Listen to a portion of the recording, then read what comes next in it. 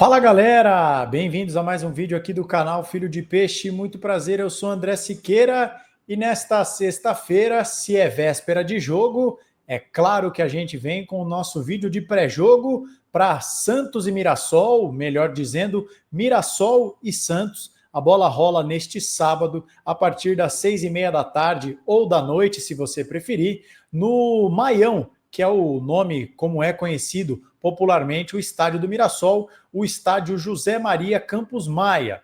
Um jogo que você pode acompanhar transmitido tanto pelo Premier quanto pela Record na TV aberta ou na Cazé TV de forma gratuita aqui no YouTube. É um jogo da 15ª rodada, ainda que o Santos vá fazer a sua 14ª partida e que o Mirassol tenha 13 jogos no campeonato. Né? O Mirassol teve alguns jogos adiados, porque antes da pausa do Mundial, enfrentaria o Botafogo, jogo adiado.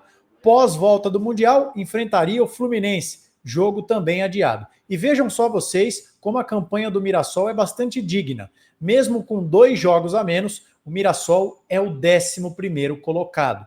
E acreditem se quiser, é um time que só perdeu 2 vezes. A título de comparação, por exemplo, o nosso querido Santos Futebol Clube tem 7 derrotas. É bastante coisa. Então veja que o Mirassol tem quase que muito menos vitórias do que o Santos, né? Menos da metade das vitórias, as derrotas, desculpa, do Santos. E para falar desse jogo, eu estou chegando aqui com mais um conteúdo de pré-jogo no nosso canal. Peço para que você se inscreva, ative o sininho, deixe o seu like, comente, compartilhe, hype esse vídeo e considere se tornar membro do nosso canal a partir de R$ 2,99 por mês. Na última live pós-jogo, e amanhã tem mais, nós estreamos o Fala Torcedor. Os membros do canal podem enviar áudio, vídeo para falar do jogo do Santos, e se você quiser participar aqui praticamente ao vivo comigo, você se torne membro, é baratinho e você ajuda no crescimento do meu trabalho, tá bom? Aliás, você já está convidado amanhã por volta das 8h30, 8h40 da noite, vamos para mais uma live pós-jogo para a gente debater mais uma partida do Santos. Beleza, galera? Já vamos começar, sem mais delongas, botando a tabela na tela. Né? Eu acho que é importante a gente falar disso, porque é um jogo bom para o Santos. Vejam só vocês, deixa eu dar um zoom aqui para facilitar a vida. Eu vou botar aqui, ó, 15ª rodada, para vocês verem. Jogos da rodada, amanhã temos Fortaleza e Bahia, Vasco e Grêmio, Santos e Mirassol, São Paulo e Corinthians, tá? Jogo importante esse aqui entre São Paulo e Corinthians. No domingo, Inter e Ceará, Cruzeiro e Juventude, Vitória e Bragantino, Palmeiras e Galo, Sport e Botafogo e para fechar a rodada, um Fla-Flu neste domingo. E aqui está o Santos na 13ª colocação, ganhamos 3 pontos nessa última rodada e o Mirassol está aqui, 18 pontos.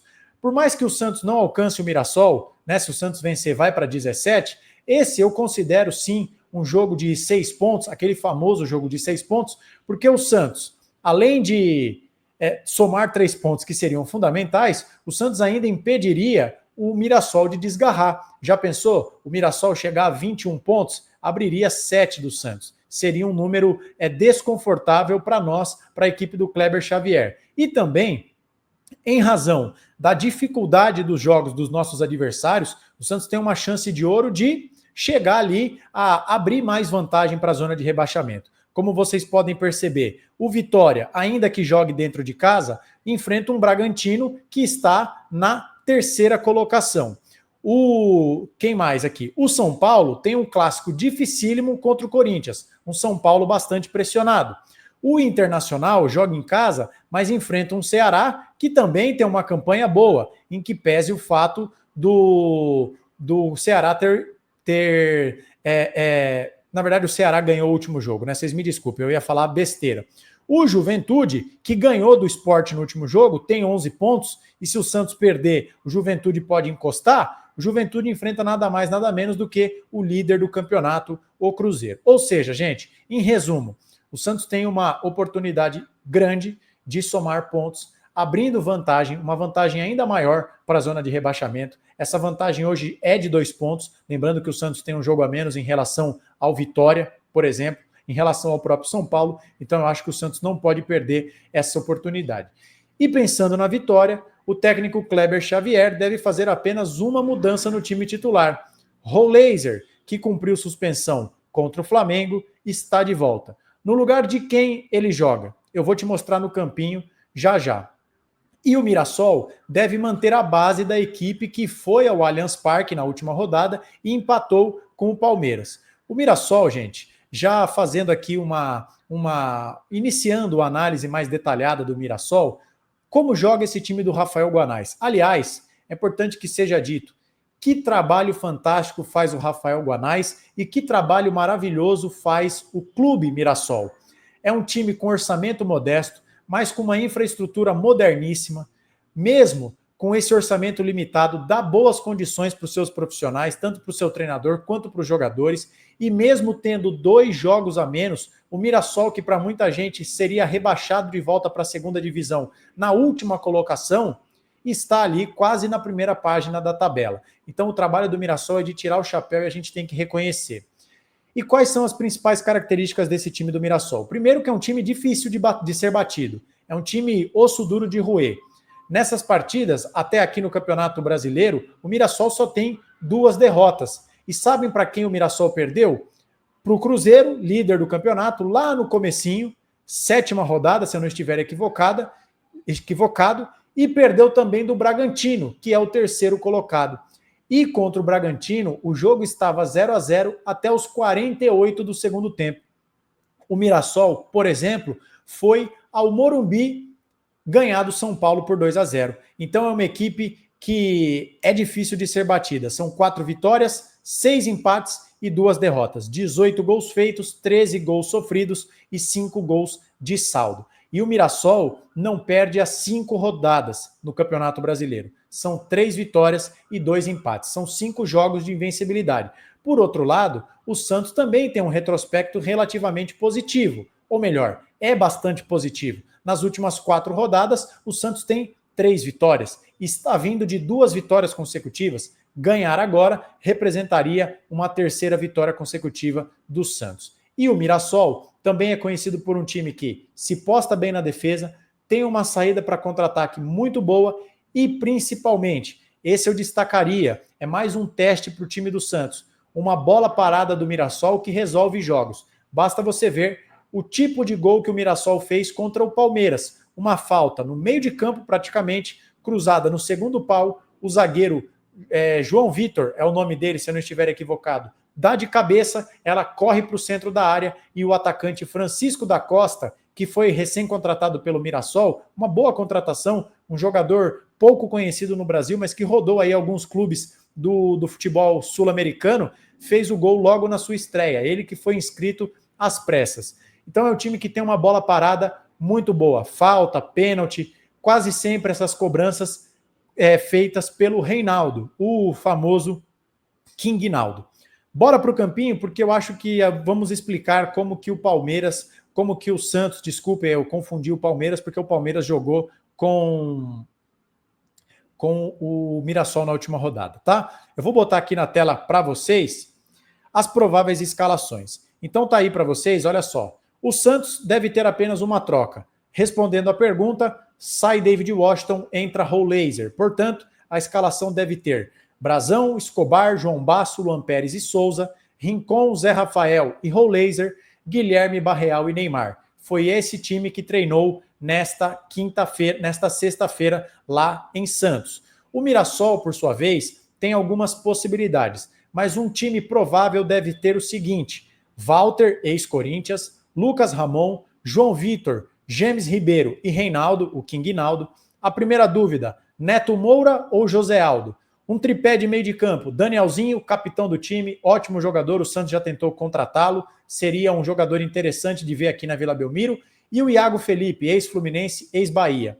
Alisson, que fez uma ótima Série B pelo Vila Nova ano passado, torneio que o Santos disputou, foi vendido para fora do país e está vindo agora reforçar o Mirassol para essa sequência do campeonato, jogou contra o Palmeiras. A segunda dúvida, Edson Carioca ou Negueba na ponta direita?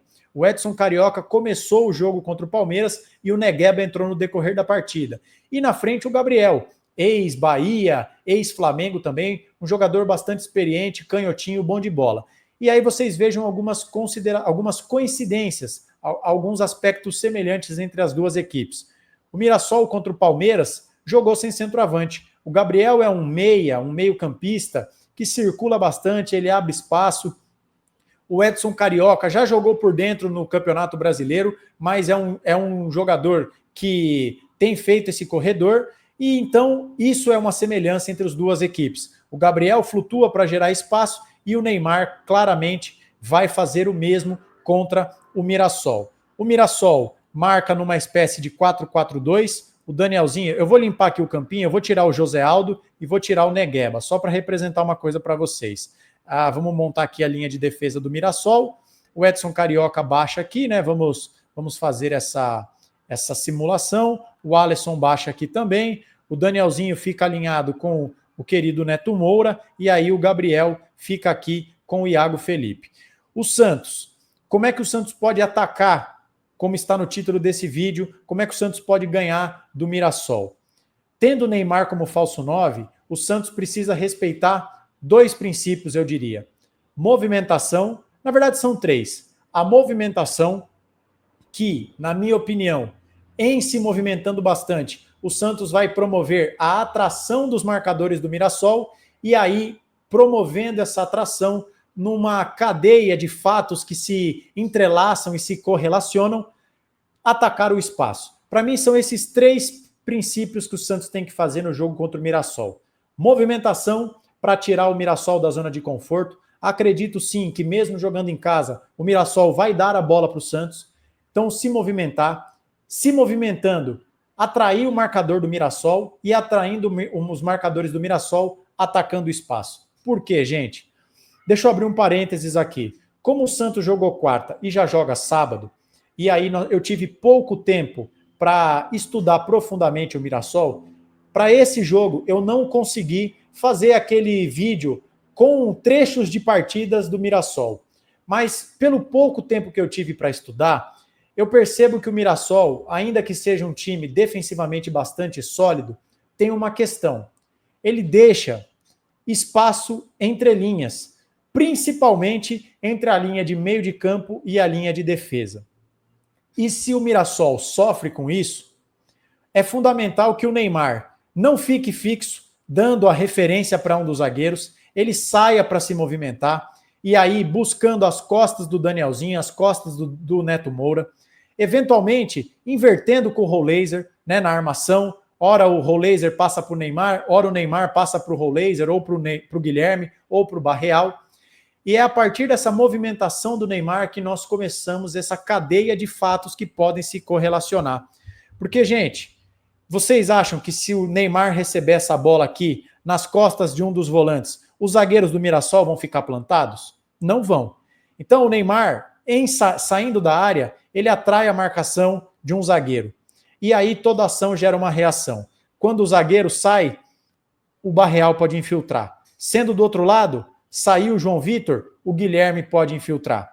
E aí o Santos vai poder se beneficiar de ter dois jogadores do calibre de Rollaser e de Neymar para armar esse jogo. Então, é fundamental que o Santos faça isso.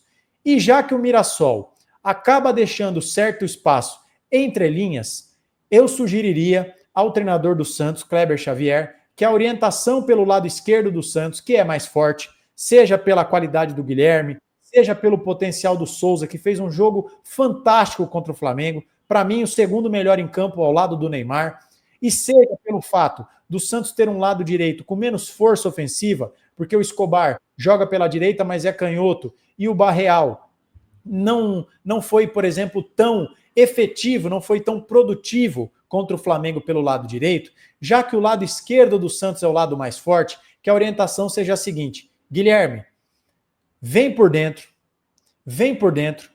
respeitando esse princípio de atrair o marcador, você gera a dúvida no Lucas Ramon, se o Guilherme vem para dentro, o lateral quebra a linha ou não? Fica plantado e aí o Guilherme parte para cima do zagueiro, recebe essa bola nas costas do volante ou não? O lateral fica em dúvida. Mas não é só por isso. É porque o Souza precisa ter esse corredor aberto. Então o Guilherme poderia funcionar até como uma espécie de segundo atacante ao lado do Neymar, para deixar o Souza jogando como um ponta.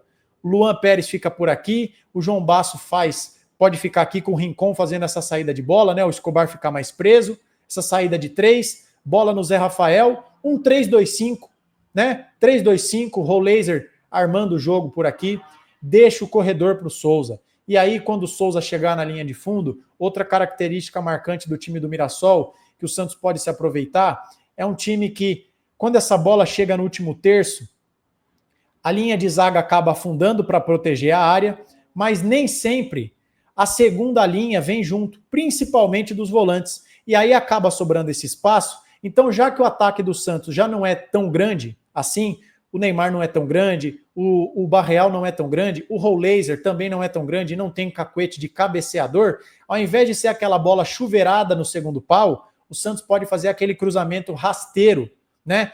Que pega a zaga no contrapé, a zaga está afundando na direção do gol, os volantes não acompanham. Então o Souza levanta a cabeça e cruza para trás. É importante que o Santos faça esse tipo de jogada. E claro, como eu disse, ficar atento nos contra-ataques do Mirassol, que são muito bons, e evitar faltas bestas, ficar de olho no Reinaldo, que ataca bem pela esquerda e é um jogador com cruzamento preciso, um chute muito forte, porque eu acredito que, diferentemente do jogo contra o Flamengo, em que o Santos deu a bola para o Flamengo e ficou confortável em ser reativo, dessa vez o desafio do Santos é ser criativo com a posse de bola. Nos últimos jogos, o Santos tem performado bem reativamente, dando a bola para o adversário e contra-atacando. Contra o Mirassol, eu acredito que o Santos vai ter um jogo em que a posse será nossa. Nós vamos conseguir criar volume, ter volume, criar jogadas para bater o Mirassol? Descobriremos amanhã a partir das 18h30. E quando acabar o jogo, você é o meu convidado especial para mais uma live pós-jogo do nosso canal. Gostou do vídeo? Diga o que você achou. Arrisca um palpite? Se você é torcedor do Mirassol, se manifeste no chat, seja muito bem-vindo. Tenho profundo respeito pelo time do Mirassol, que faz uma campanha gigantesca e é um exemplo de gestão boa que colhe frutos imediatamente. Tá certo? Obrigado pela audiência de todos, like, comente, compartilhe, hype, vire membro, todo aquele ritual que vocês já sabem, rumo aos 15 mil inscritos, porque aqui no canal Filho de Peixe, o torcedor santista tem vez e voz. Ótima sexta-feira para você, se cuide e nós nos vemos amanhã. Um abraço e tchau.